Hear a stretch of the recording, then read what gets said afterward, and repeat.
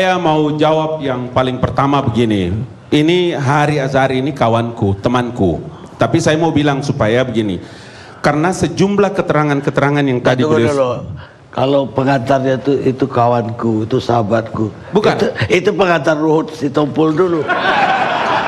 Ya udah terus. Begini. Karena saya sayang sama Hari, karena temanku.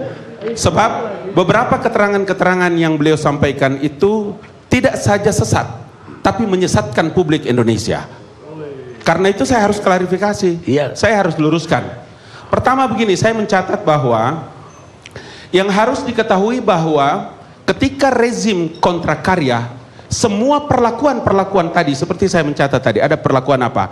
Hak-hak asasi yang tidak pernah menjadi perhatian, kemudian PHK, kemudian lain-lain sebagainya. Itu rezim kontrakarya, Pak.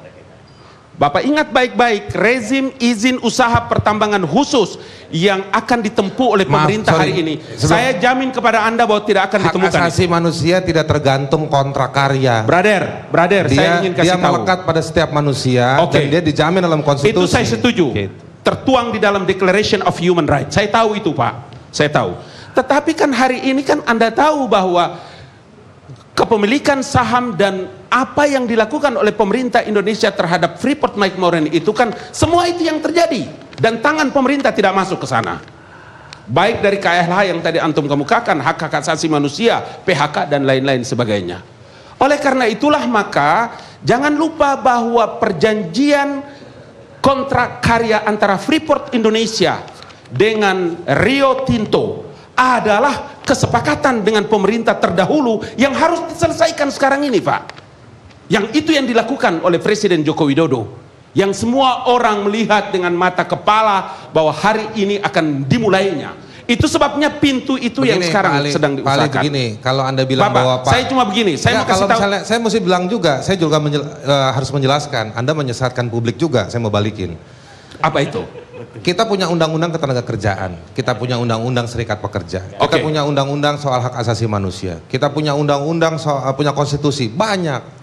Pak, di dalam dengar baik-baik. Di dalam undang-undang itu tidak ada pengecualian untuk diberlakukan kepada Freeport. Bukan Jadi itu persoalannya, Pak. Dengar. Anda tidak bisa berlindung pada kontrak karya. Saya mau kasih tahu yang atau gini. Anda membelah diri dengan rezim yang dulu. Tidak.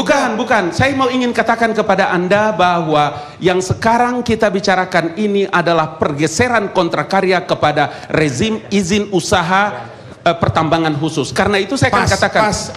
Maksud saya juga begitu. Pak, waktu saya di Komisi 1, Undang-Undang Minerba, waktu saya di Dewan Perwakilan Rakyat Republik Indonesia, kami pernah menanyakan kepada pemerintah Indonesia, apa urusannya tentara ada di Freeport?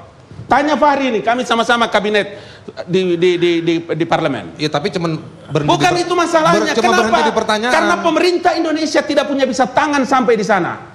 Saya anak fak-fak yang saya tahu kejadian betapa biadabnya terjadi kepada rakyat Papua. Hak-hak mereka inilah yang sekarang Presiden Joko Widodo sedang berusaha untuk mengembalikan hak-hak mereka. Baik. Bentuknya apa?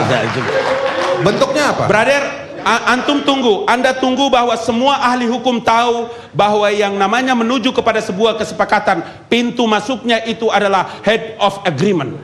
Itu terjadi di seluruh dunia. Saya kira cukup. Dua-duanya cukup.